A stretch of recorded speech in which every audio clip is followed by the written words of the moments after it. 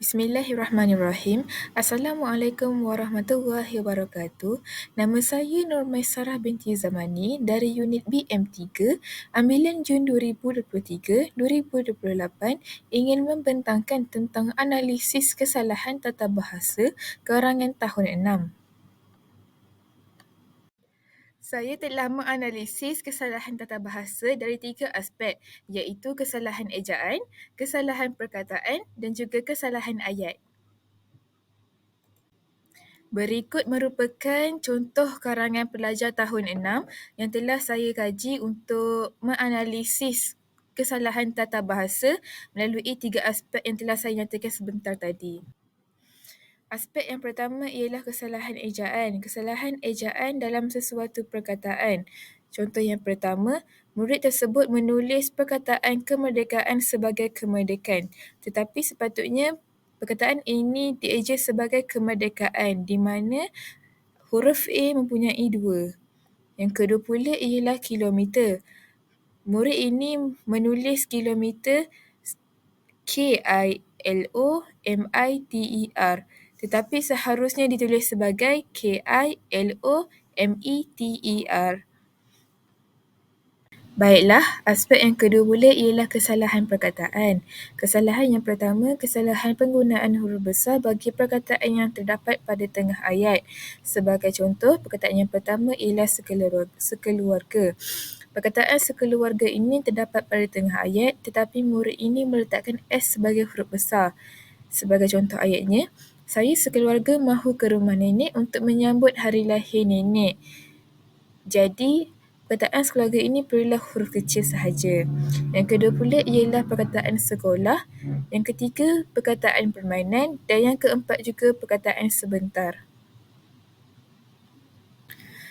Selain itu, kesalahan yang kedua ialah kesalahan penggunaan huruf kecil bagi perkataan yang terdapat pada pangkal ayat.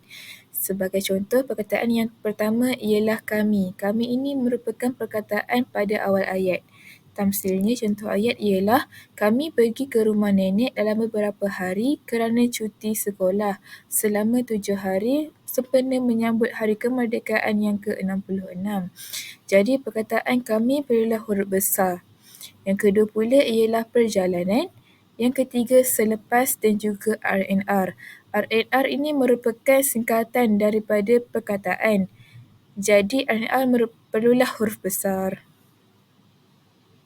Tambahan lagi, kesalahan yang ketiga ialah kesalahan penggunaan kata sendi nama. Sebagai contoh yang telah saya beri ialah perkataan ke rumah. Ke merupakan kata sendi nama dan perlu dijarakkan bagi perkataan ke rumah. Dan seterusnya ialah kesalahan penggunaan kata penguat. Tamsilnya, sangatlah. Sangat tersebut merupakan kata penguat dan tidak perlu lagi perkataan lah di belakangnya. Kemudian, kesalahan yang kelima dan akhir sekali ialah kesalahan penggunaan perkataan. Tamsilnya ialah perkataan macam-macam lagi. Contoh ayatnya,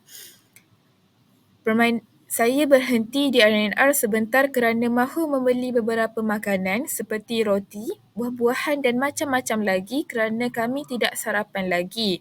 Perkataan macam-macam lagi kurang sesuai untuk digunakan dalam tata bahasa. Jadi sepatutnya ialah digantikan dengan perkataan sebagainya. Dan akhir sekali ialah kesalahan ayat.